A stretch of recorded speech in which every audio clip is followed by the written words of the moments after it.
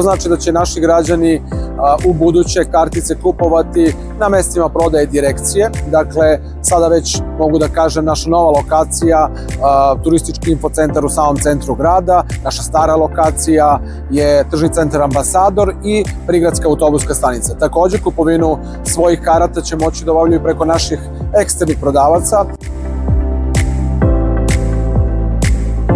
Jedan od načina je kupovina e-volita, dakle plastične, nepersonalizovane kartice na koje ćete moći da vršite dopunu te kartice u iznosu 200, 500, 1000 dinara i tu karticu validirate u autobusu.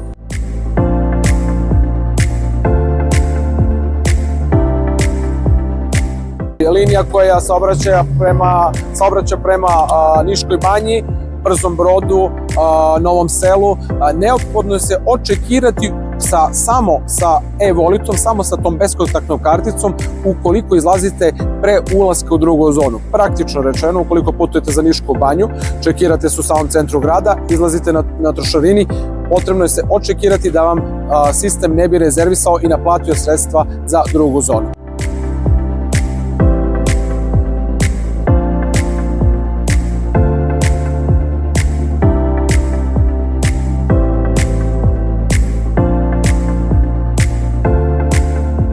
Unikard aplikaciji povežete svoju platnu karticu, izdvojite određeni vid sredstava kao kredit na toj kartici i onda čekirate prvu, drugu ili treću zonu, formirate QR kod koji važi 60 sekundi, za tih 60 sekundi se validirate na validatoru.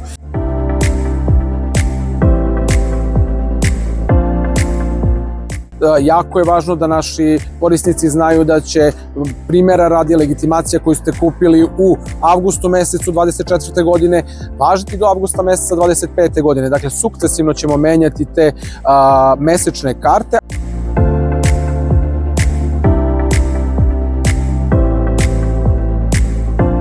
Pokazat će samo na uvid ovu legitimaciju koju koristi i ono što je novina, ono što je dogovor sa gradonačelnikom, da takođe te legitimacije za penzionere važe 5 godina, koje će biti u iznosu od 250 dinara za sve 3 zone.